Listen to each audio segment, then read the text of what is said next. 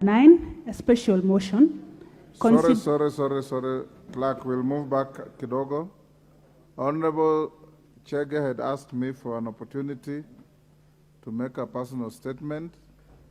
And I caution you, Sabina, if there's anything to do with your suspension or to do with the fracas that occurred here, I'll stop you. I don't want any drama anymore. Thank you, Mr. Speaker. And Mr. Speaker, I just want to say I'm grateful that I'm back. Yes. I will not go into the details of how I went away out of this house, Mr. Speaker.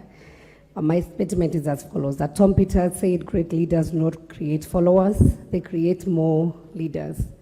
And we must know that we are all called to speak and to inspire future leaders. This is not a statement about myself, Mr. Speaker. It's a statement about the parliamentary decorum. It's a statement about protecting the political space rightly earned by women leaders in our country. It is a statement about our girls and future generation and the image of parliament that we bequeath to them. Mr. Speaker, it's a statement about my party, Jubilee Party, and the violent mistreatment we continue to face and fight against the minority coalition. Mr. Speaker, we sit as one house of parliament to manifest the diversity of the nation, represent the will of the people, and exercise their sovereignty.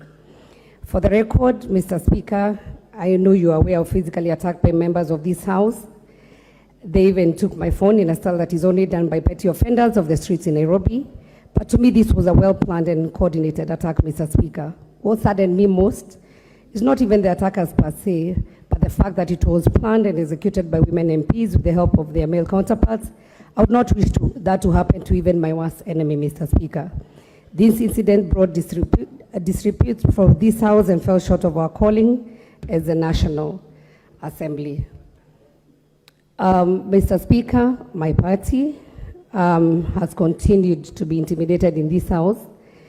But as my mother tongue, we say people only throw stones to a tree with good fruits, and by that way we expect that we will keep on fighting for the space of the Jubilee Party. I want to thank my colleagues, leaders, and the people of Kenya who have supported me during this unnecessary ordeal.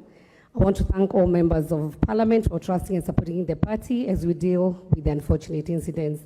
The people of Kenya look at this House for responsible leadership, Mr. Speaker. The people of Kenya often visit this House to witness parliamentary proceedings. We always have, as today, boys and girls from various schools visiting this House to witness us debates and make important decisions that will affect them today and in the future. They come here to this House to learn and to be inspired by words and our conduct. Therefore, Mr. Speaker, the people of Kenya do not expect to find chaos and violence in this House. They don't come expecting to see women leaders unleash violence on their colleagues. This is a no, Mr. Speaker. When I have spoken about Jubilee mistreatment in Azimio and the fact that our space has been consistently taken over in the most unfair and illegal manner, you now understand, Mr. Speaker.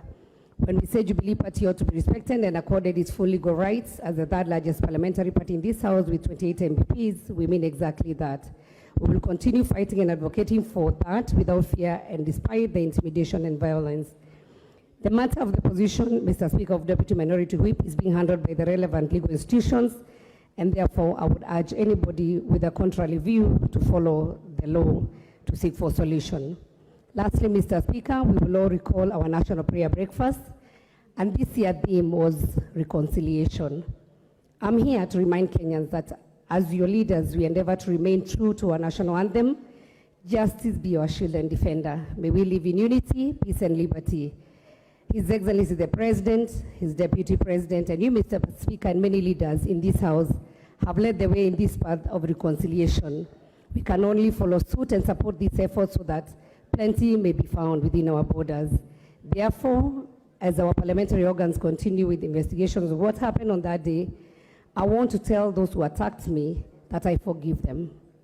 Kenya and this House is not about us, it's about Kenyan people. The Kenyan people expect us to provide leadership without unnecessary drama and violence.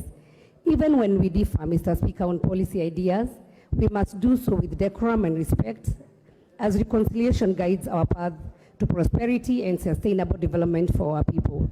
Mr. Speaker, I end with the words of Martin Luther King Jr., who once said, It's time for political leaders across the ideology spectrum to realize that while partnership is understandable, hyper-partnership is destructive to our country.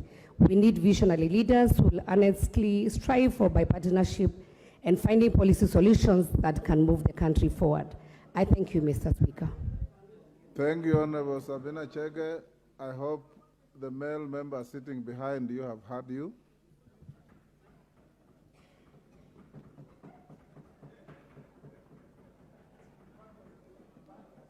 Next order.